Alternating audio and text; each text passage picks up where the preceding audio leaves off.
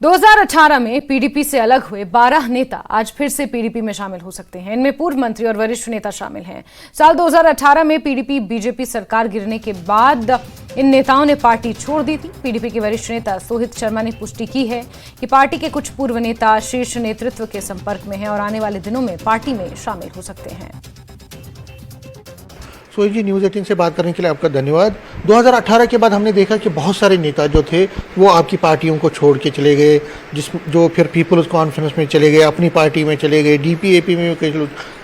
अब जो चर्चा है कि तकरीबन 15 के करीब ऐसे नेता जो आपको छोड़ के गए थे वो वापस आ रहे हैं। तो आप को क्या लगता है कि उनके आने से कितना होगा और कब तक उनकी वापसी होगी? देखो, ये फैसला तो वापसी का ये तो हमारी हाईकमान ने लेना है। तो काफ़ी देर से ये चर्चा में रहे हैं, जो लोग आना चाहते थे वो काफ़ी देर से हाईकमान के टच में भी थे।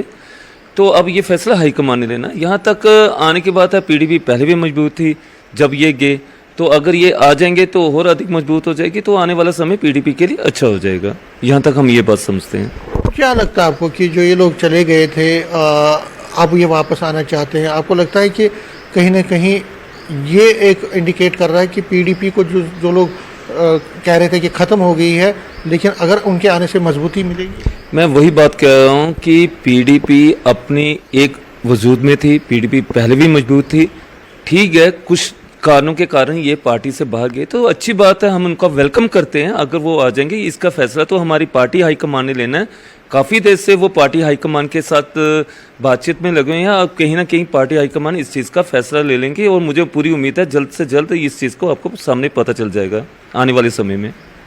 यहाँ तक हम समझते हैं। ये जो लीडर गए थे, मुझे याद है जब ये धारा 370 हटी थी, ये जब आपकी सरकार चली गई थी उसके बाद भी, और जब धारा 370 हटी उसके बाद भी कई नेता आपके चले गए थे, और जब वो दूसरी जगहों पे गए तो उनको उतना ज़्यादा वहाँ पे सपोर्ट नहीं मिला या इलेक्शन में भी उतना सपोर्ट नहीं मिला। आपको लगता है कि ये एक रीज़न है कि वो अब वापसी करना चाहते हैं? देखो, बात ऐसी है कि क्या कारण रहे इस पे तो हम ज़्यादा जाएंगे नहीं, क्योंकि डेमोक्रेसी है, कोई भी जा सकता है, कोई भी कोई स्टेप उठा सकता है। लेकिन इनको पता चल गया है कि पीडीपी ही एक रीजनल पार्टी ऐसी है जो जम्मू कश्मीर की आवाज़ है, और इनको महसूस हुआ है कि आने वाला समय पीडीपी का ही है। जिस तरह से अपोजिशन का जो रोल पीडीपी ने पूरे जम्मू कश्मीर में अदा किया है, जिस तरह से पार्लियामेंट में जाकर पीडीपी ने प्रोटेस्ट किए हैं, तो इनको कहीं ना कहीं ये महसूस हुआ है कि पीडीपी ही एक जनता की आवाज़ है। तो इसी को देखते हुए इन्होंने एक स्टेप उठाया। तो अच्छी बात है, अगर हम वेलकम करेंगे,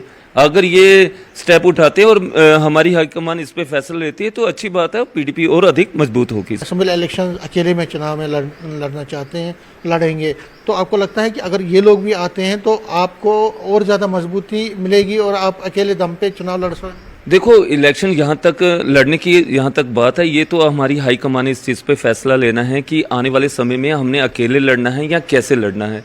यहाँ तक हम ये कह सकते हैं कि पीडी सबसे पहले हमारी मकसद ही एक ही है कि जम्मू कश्मीर में पीडीपी को मजबूत करना है।